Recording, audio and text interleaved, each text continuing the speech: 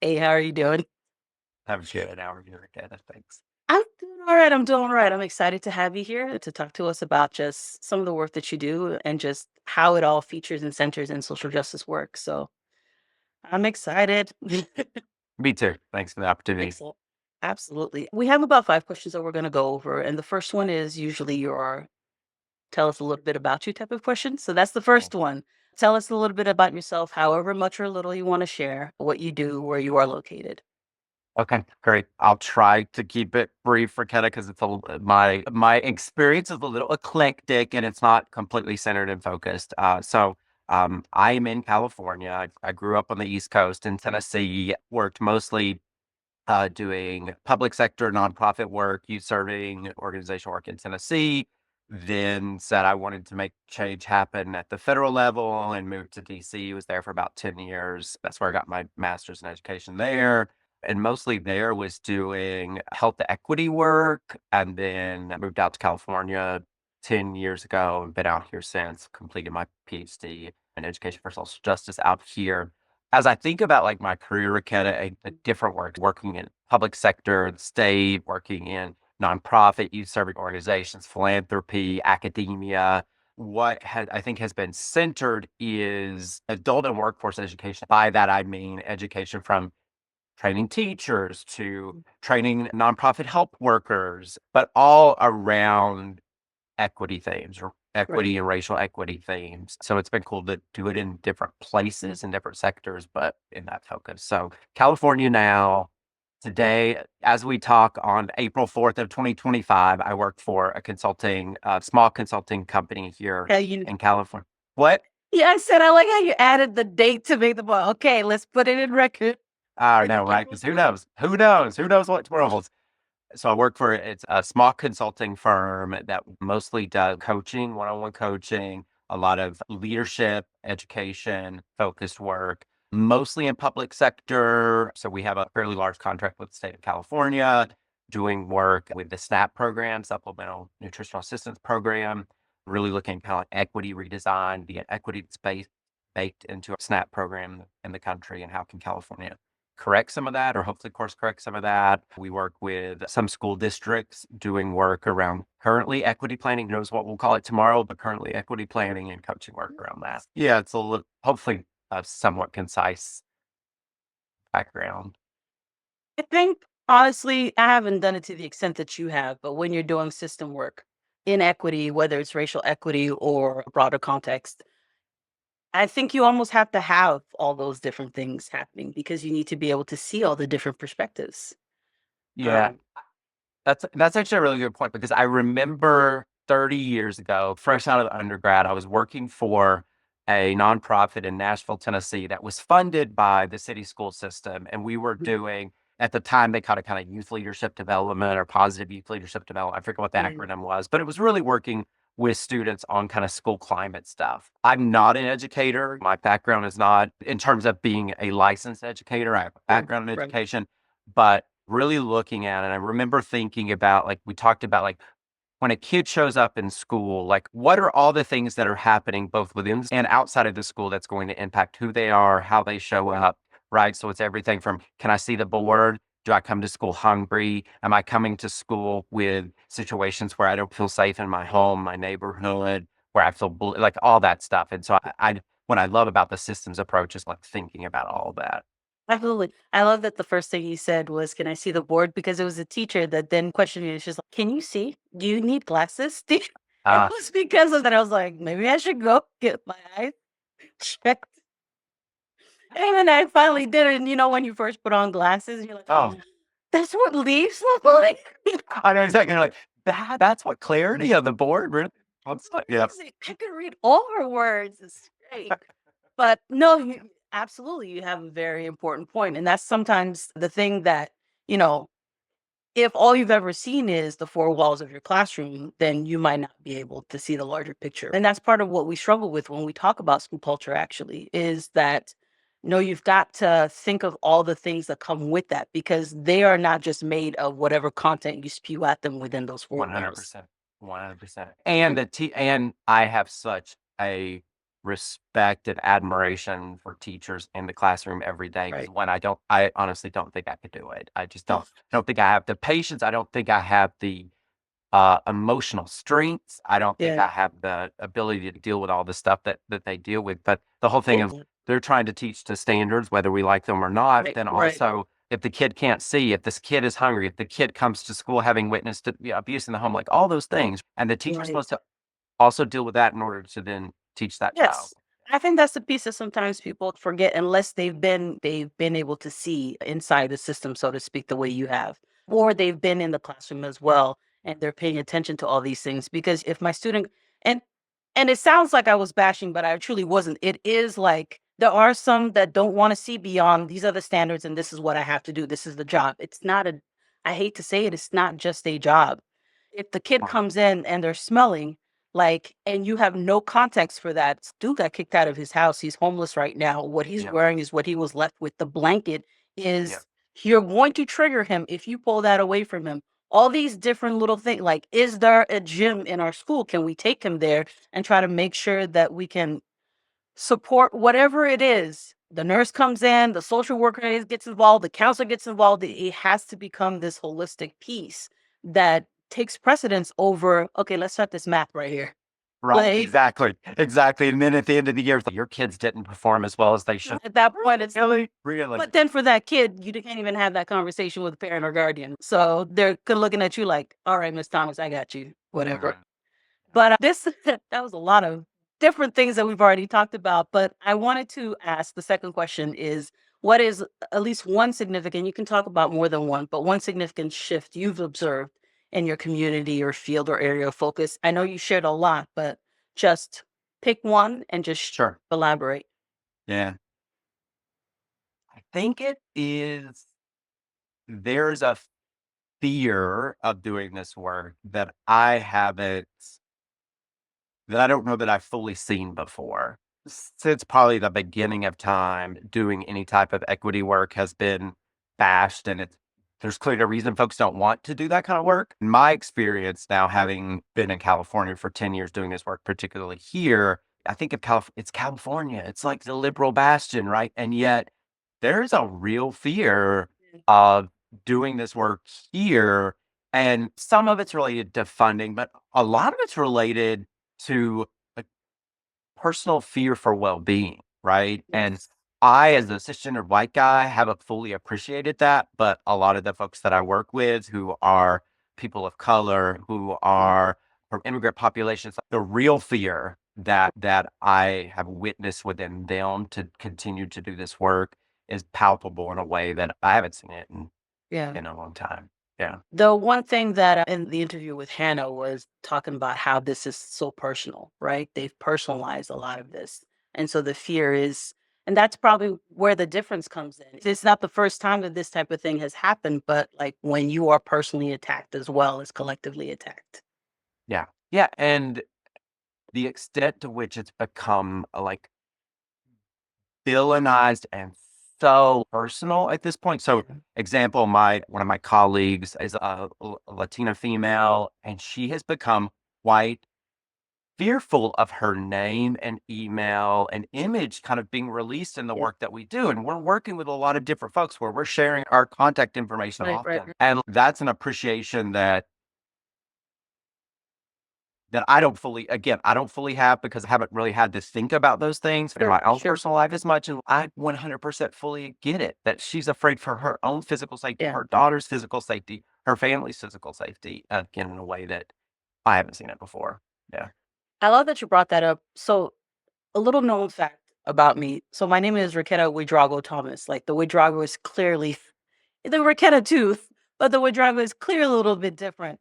I was born and raised Catholic in a Muslim country, right? And Uh, uh, so I knew to hate the prayer is about to start. We were right across the street from a mosque. You couldn't like you heard it. You knew to respect that. That was the time you're in the middle of the marketplace and it's about time to pray. You knew to just step away and just let the people pray as they yeah. need to. Like all these different things. I bring this up because when I came into the States initially, and it's been a few years, a few decades, I'm not going to share my age at all, but when I first 25, came, 25, just 25. something, I'm 16, and I came in, first came into the States, especially when I was trying to find work, I remember just feeling, do I just put R with Drago? So maybe I'm a guy and it might be okay, even though Drago's there. Can I fully put my name out there? And the funny things, I will not lie. My husband has a name that was purposely given to him by his mother because she had that fear, right? Because he's also multicultural, right? And we had to think about that for our own kids, right? We want to honor, we'll see the tribes that we come from or the nationalities or indigenous groups or whatever we want to call it that we come from. But it's almost okay. So maybe that's a middle name. Maybe we just like, and then for a little while, it seemed like, oh, it doesn't matter anymore. Let me put Riquetta Ouedraogo. Let me put Regueta Alice with all. Let me put the accents and everything. Yeah.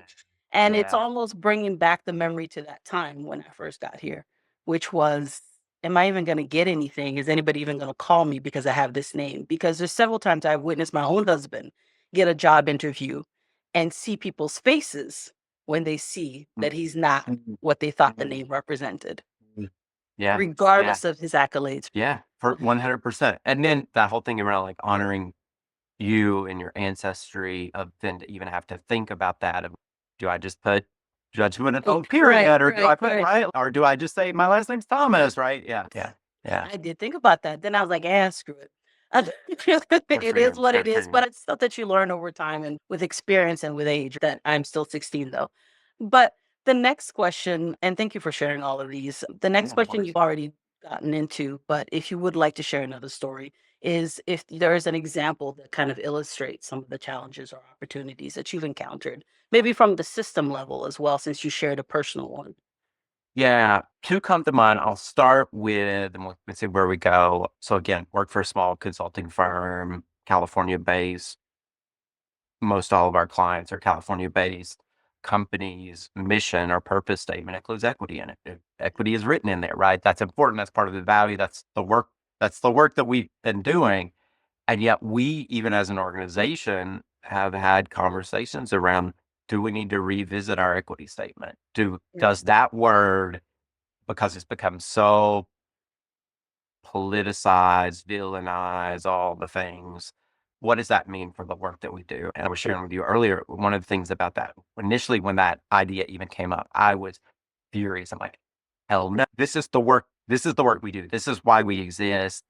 And one of my colleagues was like, yes. And if that word in our purpose statement keeps us from actually being able to do that work, from Right. doing equity work, then what do we do with that? And if that becomes the barrier to entry to being able to work with a school system, a county government, whatever the case may be, a nonprofit, to do that work, then are we missing out? And Yeah. I hear that argument.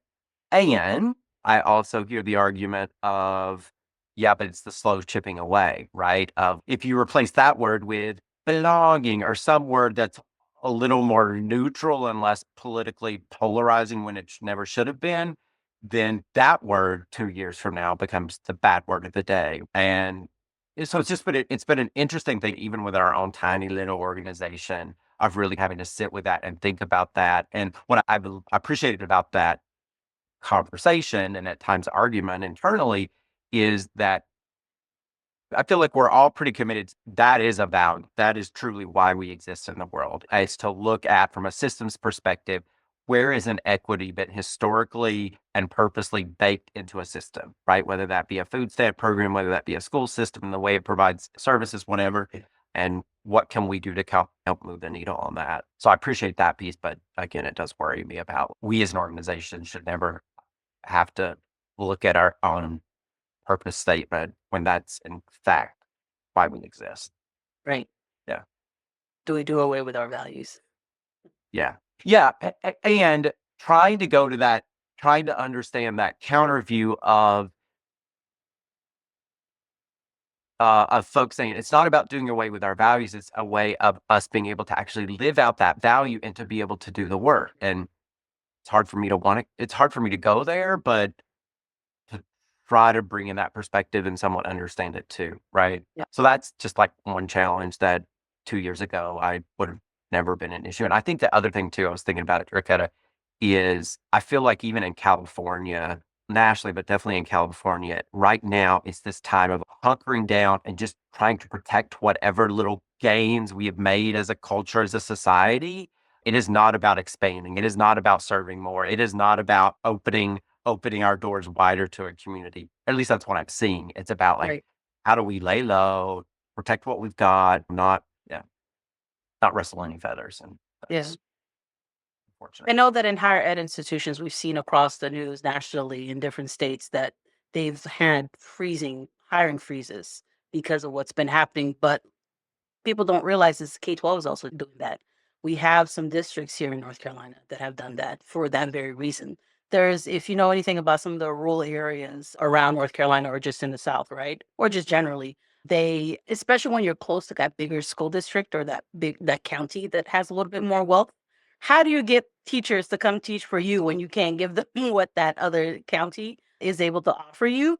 So is already having in a state that has shortages, right, is already having a tough time getting people to come through. And so they get international people. They'll do dual language type of situations, programs and whatnot, and they'll bring some international people in. And then you get that cut, right? And you're like, okay, right now it's probably two teachers that is impacting, but will I even get the chance to do half the year like I did this year, next year?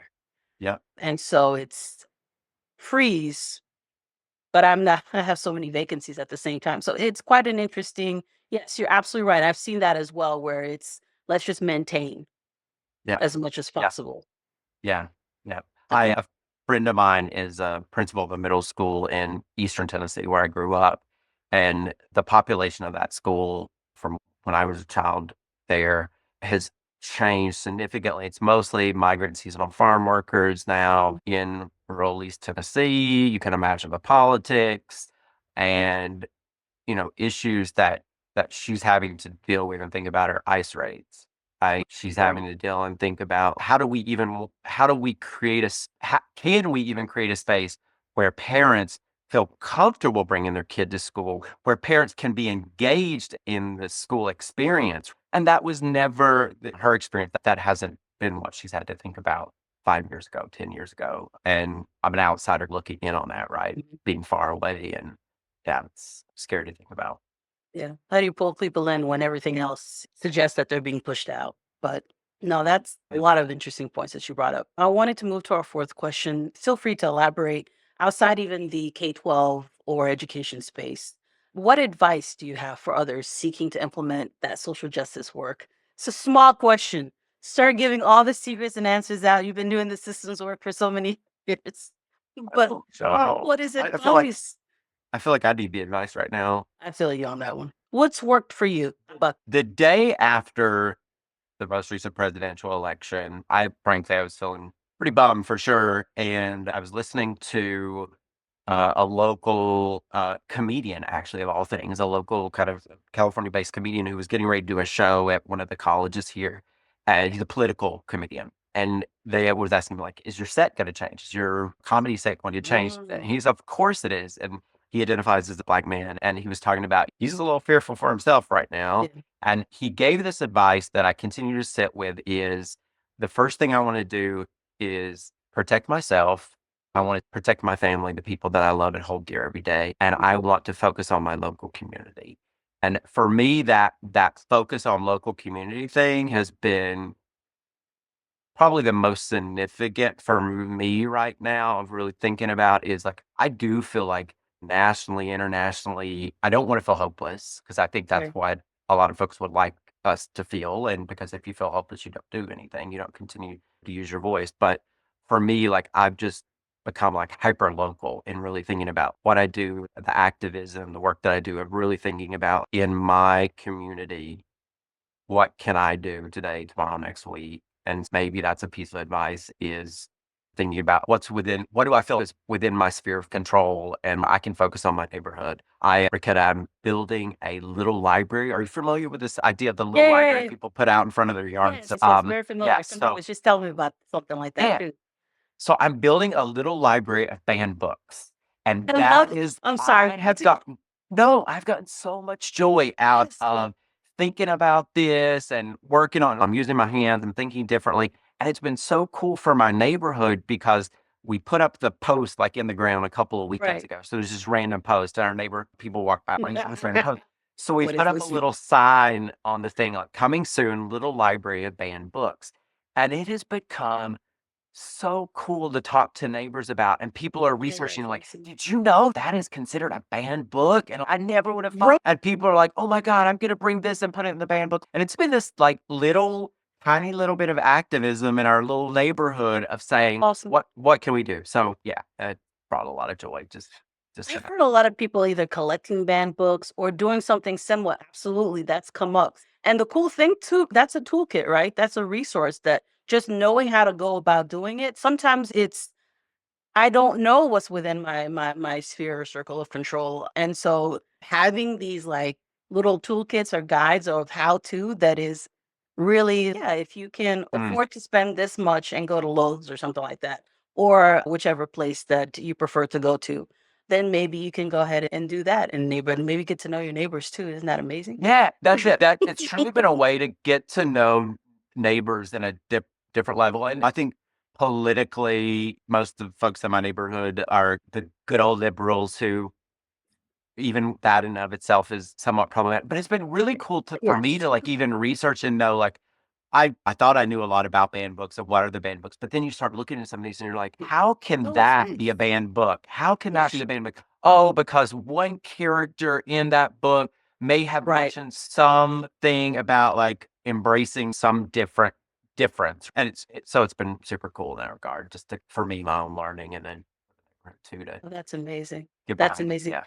There was what attracted me to some of those things too was just going to AERA last year. They had a lot of different researches around either policy around banned books or whether they're local or state or federal or whatever it happens to be, but they shared like who tends to be banned and finding out that it's always just a small pool of authors that are banned. But anyhow, yes, you're absolutely right. When you start digging into it, there's a learning opportunity that goes with that, right? The personal learning and personal growth on top of getting to know your neighbors and having this larger collective community that you can now Yeah. access. It's Yeah. that's phenomenal. I love it. I love it. So that probably goes into the fifth question, actually. I changed it a little bit. My question is what gives you joy right now, even amidst these Uh, difficulties? uh, But you can change joy for hope or any other synonym, however you'd like to. So what gives you blank? Yeah, I'm getting a lot of joy out of this little library right now I for love this. sure. It's gonna sound weird and almost a little creepy to say it, and I don't mean it in a weird, creepy way, but like watching kids play, and I'm thinking like kids like second grade and under, like play is bringing me a lot of joy right now because again, in a place of like feeling when I'm feeling a little hopeless and I'm looking at people my age, people in DC who are just messing everything up and making it worse, that's bringing me just a little bit of joy. These are kiddos that are just playing on the playground and Unencumbered. unencumbered, look happy. They, again, as an outsider looking in, I don't have kids. Let me be clear, I'm not going and sitting on a playground with some weird, creepy man. But you're around like the niece, nephew right now, right? And that it's brought a lot of joy into things that hopefully they're not gonna ex- they're not gonna be as susceptible to our own hatred, bias, bigotry, and like they can make it better, unravel some of the harm that we're doing right now and that we've done in the past. Yeah, so that's bringing me a little bit of joy. Yeah. Music's bringing me joy. Cat videos for some. Puppy videos. I Okay, I wasn't gotcha. gonna say that. I wasn't gonna say that because it makes me look so really, dude. But yeah, I've watched a lot of puppy videos. Whatever makes you smile. Like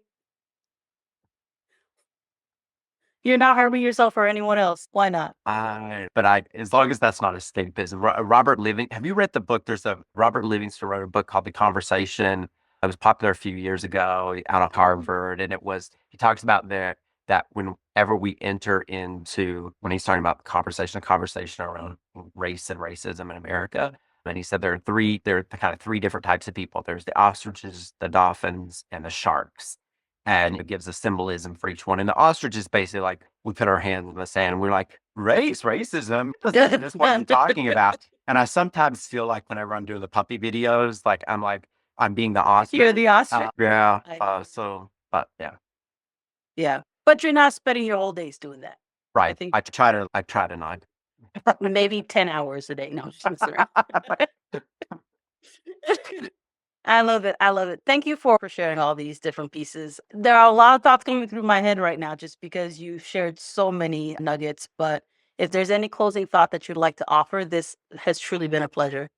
Oh, for sure. It's been so good to connect and reconnect with you, Kelly. Yeah, no really closing thoughts. I think thanks for this opportunity. And my hope is that other folks doing this work every day continue to do it, feel engaged, feel part of the collectivism. Like I'm not the only one and Yeah. I don't need to put my head in the sand.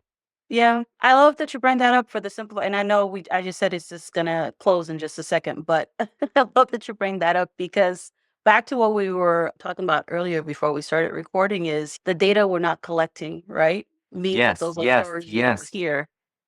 yes. And Yeah, so even if this is an opportunity to just share a little bit of that, to humanize like these numbers that we're no longer collecting, that we're hiding or erasing or shoving under a rug somewhere that, yeah, hopefully it brings joy, hope, something in yeah. the above to Yeah. somebody Yeah, else. those human stories are data, right? Like Yeah. your experience, Hannah's experience, that's data.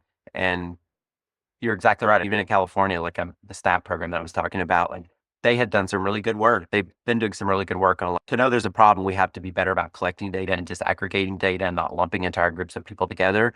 And now that's really being challenged at the federal level. You can't collect that data. Why can't you collect that data? I hear you. There's a lot more to do. A lot more to do for sure. Absolutely. But you do what you can within your circle of control, and every little step matters. Because Yeah. one thing in systems approach that we learn really quickly is like small actions, small specific actions still build that ladder. So, Yep. It's that ripple, the ripple both good and absolutely. bad. Yeah. Yeah. Absolutely. Thank you so much again. Thank you. Thank you.